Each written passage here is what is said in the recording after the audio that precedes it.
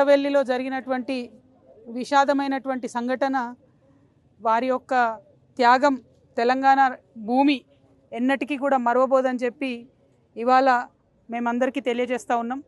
ఈ రాష్ట్రంలో ఒక కొత్త ప్రాంతీయ శక్తిగా, ఒక కొత్త రాజకీయ శక్తిగా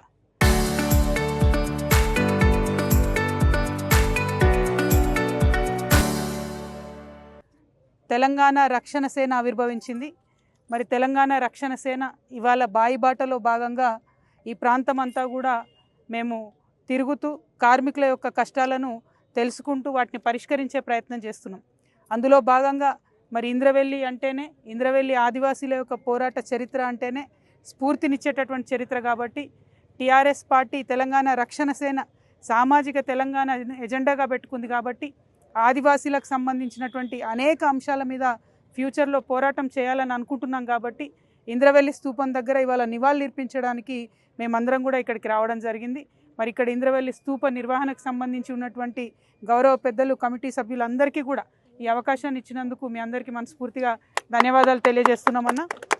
ప్రత్యేకించి వేరే ఏ పార్టీలో కూడా లేనట్టుగా తెలంగాణ రక్షణ సేనలో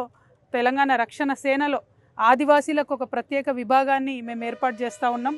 ఎందుకంటే ఆదివాసీలో ఉన్నటువంటి 9 తెగలకు సంబంధించి కూడా అందరినీ ఇన్వాల్వ్ చేసుకుంటూ, అది గోండు కావచ్చు, కొలాం కావచ్చు, నాయకపోడు కావచ్చు, పర్దాన్ కావచ్చు, కోయ కావచ్చు, చెంచు కావచ్చు, నక్కది కావచ్చు, తోటి తెగ కావచ్చు, ఈ అన్ని తెగలకు సంబంధించి అందరినీ కూడా కలుపుకొని ఒక దగ్గర తీసుకొని ఆదివాసీల సమస్యల మీద బలంగా పనిచేయాలని చెప్పి ఆ ఇంద్రవెల్లి అమరవీరుల ఆశీర్వాదం తీసుకోవడానికి వాళ్ళు ఇక్కడికి రావడం జరిగిందన్న.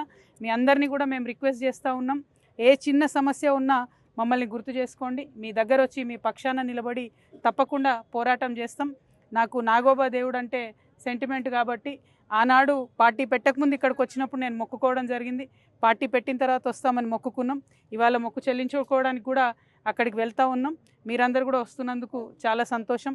ఇవాళ అల్టిమేట్గా ఆదివాసీకి తెలంగాణ రాష్ట్రం వచ్చిన ఇన్ని రోజులకు కూడా ప్రతినిత్యం కూడా కష్టమే అనుభవిస్తూ ఉన్నారు.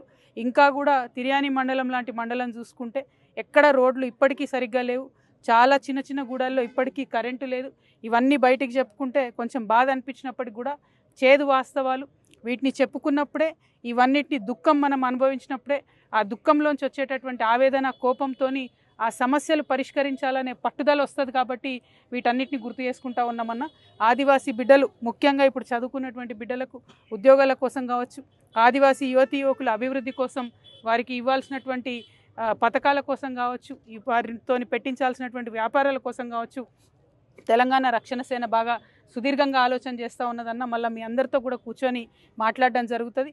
ప్రధానంగా మేము 5 అంశాలు ఎంచుకున్నాం.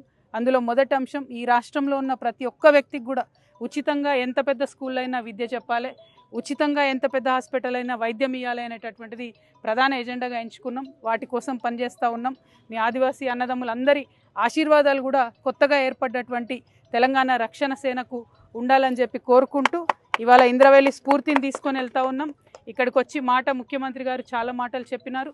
ఆదివాసీ బిడ్డల కోసం సపరేట్ డిఎస్సి వేస్తామని చెప్పినారు. ఇప్పటికీ కూడా ఆదివాసీ యువకులు ఎదురు చూస్తూ ఉన్నారు. ఇట్లా ఏదైతే ప్రభుత్వం మాట ఇచ్చి మర్చిందో, మీ తరఫున మేము కూడా ప్రభుత్వానికి గుర్తు చేస్తూ మన మొత్తం ఆదివాసీలందరికీ కూడా న్యాయం జరిగే విధంగా ఒక మంచి ప్రతిపక్షంగా ఇప్పుడు పాత్ర పోషిస్తాం.